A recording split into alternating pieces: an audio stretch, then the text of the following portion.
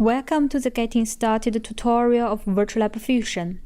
This tutorial will show you the basic user interfaces when you firstly launch the VirtualLab Fusion.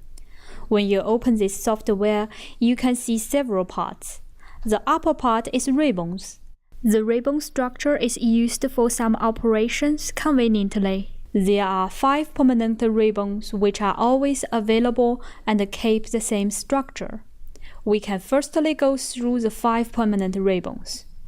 One can use Start ribbon buttons to create or open a working document, and access to calculators, which can be used to calculate, for example, the Fresnel coefficients or ABCD metrics.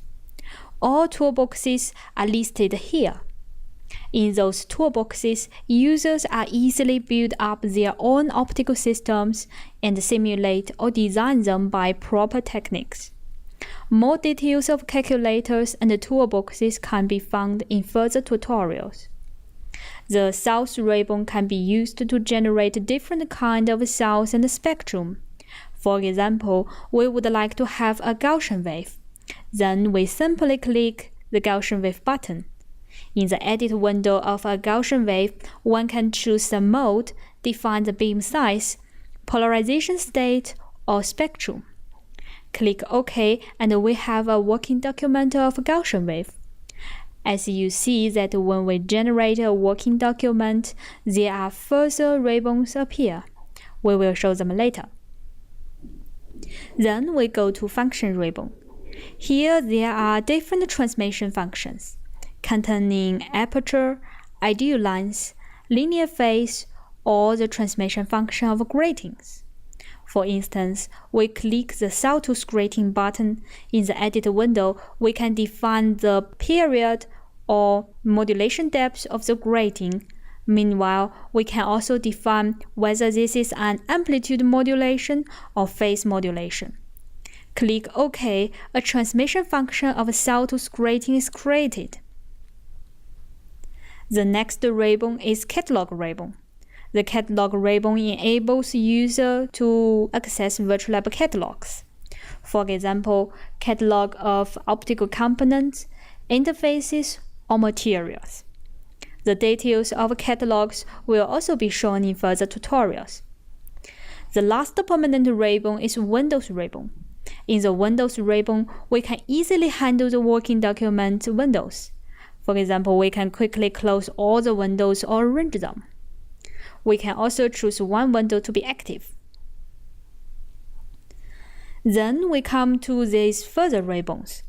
These ribbons, as we have already seen, when we click Working Document, the ribbons appear. These ribbons are specific ones related to the document. For example, we come to the Gaussian wave again.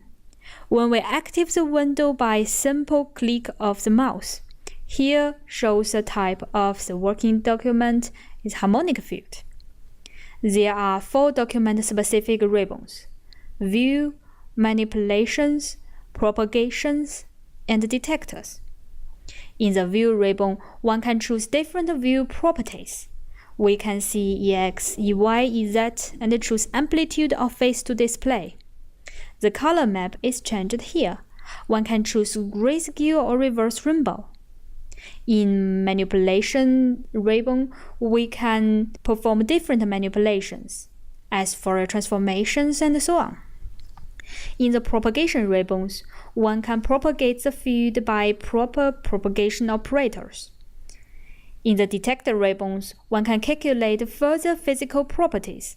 As an example, we calculate the pointing vector of the field by clicking this button. Here we could choose which component of pointing vector is shown. Now when we activate other type of working document, here shows the type of document is data array, and list specific ribbons with different structure. We don't come to the details. The right side of main window contains 2 tabs: Property Browser and VirtualLab Explorer. The Property Browser is also document-specific. Here lists lots of information of active window. For example, we come to the Gaussian wave again. In the Property Browser, we can see the wavelength of it, or even change it. Now we change it from 532 nanometer to 632 nanometer. In the light view, the beam color becomes red. VirtualLab Explorer contains a list of working documents with name and specific icons. Here we could double-click one document to activate. In the bottom, we can find two tabs, Messages and Detector Results. The Messages tab offers different messages generated by simulation, for example, time of simulation or some results. The Detector Results are listed here in the tab Detector Results. As an example, we activate the Gaussian Wave again, come to Detector Ribbon and click Beam Parameter button. After click OK, in Detector Result, the related parameters are listed. In the very bottom of the window, we can see two bars, CPU usage and physical memory. These two bars tell us how much CPU or physical memory we are using. Now, because we do not run any simulation, both usages are quite low. Here in the physical memory, only the green part shows how much we are using. The black part is physical memories used by system or other software. If you have further questions, please don't hesitate to contact us.